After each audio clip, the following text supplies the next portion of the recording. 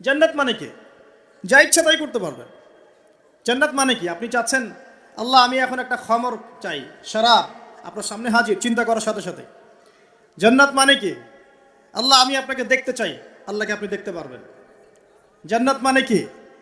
আপনি মধুর নহর, দুধের নহর, পানির নহর, শরাবের নহর, হুরে নেইন চতুর্দিকে ঘোরাফেরা করছে। একজন নিম্নমানের জান্নাতি মানে সবচেয়ে শেষের দিকে যারা জান্নাতে যাবে তাদের সাথেই দুজন করে হুরে নেইন, আহাল পরিবার তো আছেই, গেলমান পানপাত্র নিয়ে চারপাশে ঘোরাফেরা করবে। জান্নাত মানে কি? যেখানে যা ইচ্ছা তাই করা যাবে, বলার কেউ নাই, বাধা দেওয়ার কেউ নাই, সেখানে কোনো মৃত্যু নাই, সেখানে কোনো অহেতুক কথাবার্তাও নাই, কোনো গাল গল্প নাই, কোনো মিথ্যা নাই, কষ্টের ক্লেশ মাত্র নাই, থুতু ফেলতে হবে না।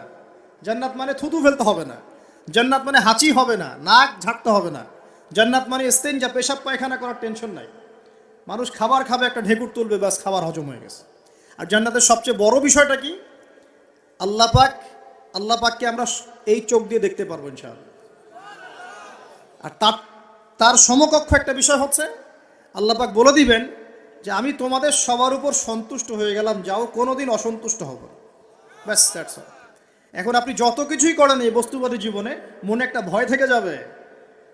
আপনি বিশ্ব নেতা হয়েছেন, বড় শিল্পপতি হয়েছেন, পলিটিশিয়ান হয়েছেন, ইকোনমিস্ট হয়েছেন, মনে একটা ভয় থেকে যাবে যে মরতে আমাকে হবেই, একদিন আল্লাহ আমাকে ধরবেই, হিসেব আমাকে দেওয়া লাগবেই, কবরে আমাকে একাই যাওয়া লাগবেই, আমাকে কিয়ামতের মাঠে দাঁড়াতে হবে আল্লাহর সামনে। মনে একটা ভয় কাজ করে, যদিও বাইরে মানুষ দেখায় যে কোনো ভয় নাই। মানুষ বাইরে অভিনয় করে, মানুষ সমাজের মানুষের সাথে বাইরে একটা অভিনয় করে। কোনো কোনো ক্ষেত্রে আমরা নিজেরাই নিজেদের সাথে অভিনয় করি। কথা সাহিত্যিক হুমায়ুন আহমেদের নাম শুনেছিলেন? শুনেছেন? ইন্তেকাল করেছেন। তো একটা সময় ছিল আমরা স্কুলে পড়তাম, কলেজে পড়তাম, মাঝে মাঝে টুকটাক এ ধরনের কিতাব বইপত্র পড়া হয়েছে। হিমু, মিসির আলী এইসব পড়া হয়েছে। শরৎচন্দ্র, বঙ্কিমচন্দ্র, রবীন্দ্রনাথ, নজরুলের কবিতাগুলো, ইভেন শেক্সপিয়ার, অ্যাডাম স্মিথ সহ, যিনি অর্থনীতির জনক। যাই হোক, তিনি তার বইয়ের মধ্যে লিখেছিলেন যে এই পুরো দুনিয়াটা হচ্ছে অভিনয়ের মঞ্চ। কথা সাহিত্যিক তিনি বলছেন তার মতো করে এই পুরো দুনিয়াটাই অভিনয়ের মঞ্চ, আর আমরা সবাই নিজ নিজ জায়গায় অন্যের সাথে অভিনয় করছি। কোনো কোনো ক্ষেত্রে আমরা নিজেরা নিজেদের সাথে অভিনয় করছি। তিনি বলছিলেন আমরা সবাই অভিনেতা, আর সবচেয়ে বড় অভিনেতা হচ্ছে পলিটিশিয়ানরা, কারণ তাদেরকে অনেক বড় মঞ্চে অভিনয় করতে হয়।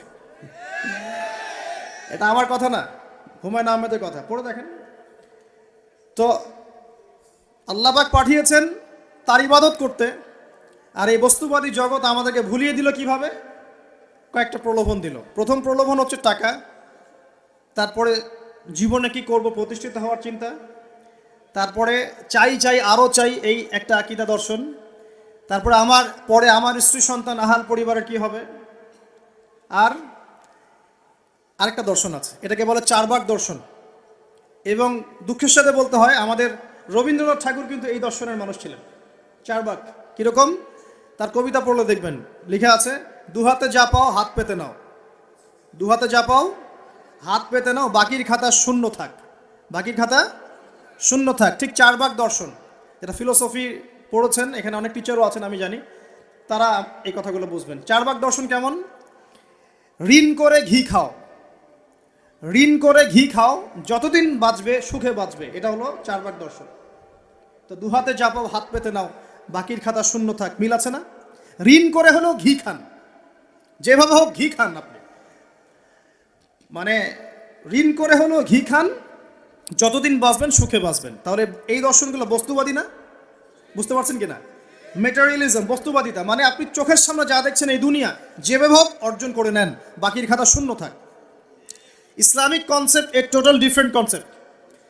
ইসলামের ঈমান, আকীদা, ইসলাম, পরকাল, মুহাম্মদ সাল্লাল্লাহু আলাইহি ওয়াসাল্লামের আদর্শ সম্পূর্ণ ডিফারেন্ট।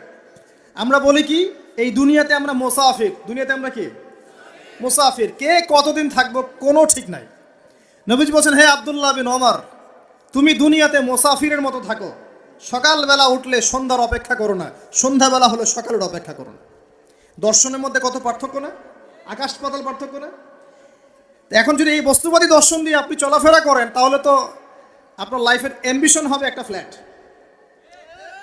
আর ওটা এনি হাও আপনাকে অ্যাচিভ করতে হবে, legal way or illegal way আপনাকে অ্যাচিভ করতেই হবে, যেহেতু আপনার মোটিভটা হচ্ছে মেটেরিয়ালিজম, বস্তুবাদিতা।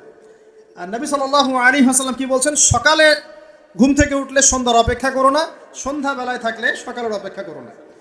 তুমি দুনিয়াতে মুসাফিরের মতো থাকো, তোমার যতটুকুতে দুনিয়া চলে যায় এতটুকুতে সন্তুষ্ট থাকো। নবীজি আরো বলছেন, তুমি কখনো উপরের দিকে চোখ দিয়ে হেঁটো না, রাস্তায় যখন হাঁটবে উপরের দিকে দেখো না, তোমাদের উপরে আছে ওদের দিকে দেখো না, বরং তুমি দেখো যে তোমার নিচে কারা আছে। আবার বলছি, নবীজি বলছেন, তোমরা হাঁটবে যখন রাস্তায় চলাফেরা করবে তোমাদের উপরের দিকে দেখবে না যে তোমাদের উপরে কারা আছে, অলওয়েজ দেখবা তোমাদের নিচে কারা আছে, তোমাদের চেয়ে খারাপ কারা আছে। এক ভাইকে আপনি দেখবেন আপনি সুস্থ, তার হাত নাই। আরেক ভাইকে দেখবেন আপনি সুস্থ, তার চোখ নাই। এক ভাইয়ের পা প্যারালাইজড হয়ে গেছে, এক ভাইয়ের বডি প্যারালাইজড, একজন হার্টের রোগী, একজন ডায়াবেটিসের রোগী। আপনি সুস্থ আছেন, অথচ ওই ব্যক্তির অনেক টাকা পয়সা আছে, আপনার নাই। এখানে কে ধনী বলেন দেখি, আপনি না সে? আপনার সুস্থতা আছে। আরেক ভাইয়ের অনেক বড় বড় ফ্ল্যাটস, কিন্তু আপনার এতটুকু নাই, ছোট্ট একটা বাসা। আপনার কষ্ট লাগে, আমারও যদি এমন হতো। ওই বাসায় গিয়ে দেখলেন যে ইন্টারনালি সে ব্যক্তি সুখে নাই, তার পরিবারে অশান্তি, তার পরিবারে হৃদ্যতা ভালোবাসার বন্ধন নাই। আপনার পরিবারে আছে। একটা রিক্সাওয়ালা সারাদিন রিক্সা চালিয়ে 500-1000 টাকা আর্ন করে বাসায় চলে গেল, গিয়ে বাসা আলু ভর্তা, ডিম ভাজা, ডাল দিয়ে ভাত খাচ্ছে, সুখে আছে দিব্যি, বউয়ের সাথে গল্প করছে, চাঁদ দেখছে। আর সেই তো কবে আপনি ওয়াইফ কিনে চাঁদ দেখেছেন ঠিক নাই, আপনি টাকা অর্জন করার নেশায় বছরের পর বছর স্ত্রী থেকে দূরে আছে, দেখারই সৌভাগ্য হয় না। আসলে সুখ কাকে বলে, সুখটা কি জিনিস, ঢাকাবাসীকে সুখ বোঝানো দরকার। সুখটা কি জিনিস? সুখটা হচ্ছে ইন্টারনাল পিস। যখন আপনি বা আমি নিজেকেও বলছি, যখন আমরা আল্লাহকে পাবো, আল্লাহ পাকের ইবাদতের মধ্য দিয়ে, রাসূলের সুন্নতের মধ্য দিয়ে অল্পে তুষ্ট থাকতে পারবো, যা আছে এতে শুকরিয়া আদায় করবো, আপনি কেউ নাই দুনিয়াতে। কিন্তু বস্তুবাদিতা আপনাকে এই আকীদা ও আদর্শ থেকে সম্পূর্ণ ডিমোটিভেট করে দেবে। আপনাকে খালি চাই আরো চাই, ওই যে দু হাতে যা পাও হাত পেতে নাও, বাকির খাতা শূন্য থাক। আর আমাদের দর্শন, দু হাতে যা পাও হাত পেতে নাও না, বরং দুনিয়াতে যতটুকু পাও এতটুকুতে সন্তুষ্ট থাকো, বাকির খাতা শূন্য থাক না, বাকির খাতা পূর্ণ হোক। মানে পরকালটা বাকির খাতা না, ওই পরকালের বাকির খাতাটা পূর্ণ হোক। প্রয়োজনে দুনিয়ার সব চলে যায় যাক, প্রয়োজনে দুনিয়ার সব যদি চলেও যায় যাক, তারপরে বাকির খাতা কি হোক? পূর্ণ হোক। এটাই আল্লাহ রাব্বুল আলামিন সূরা আ'লার মধ্যে বলছেন, বাল তুসিরুনাল হায়াতাদ দুনিয়া, তোমরা এই দুনিয়ার জীবনটাকেই প্রাধান্য দিয়ে থাকো, ওয়াল আখিরাতু খায়রুন ওয়া আবকা, কিন্তু আখিরাত হচ্ছে সবচেয়ে উত্তম এবং চিরস্থায়ী। তো প্রিয় ভাই এবং বোনেরা যারা আমার জন্য শুনছেন, আজকে আমাদের প্রথম সবক হওয়া উচিত দুনিয়ার নেশায় আমরা না পড়ি। আল্লাহ পাক আমাদেরকে তৌফিক দান করুন।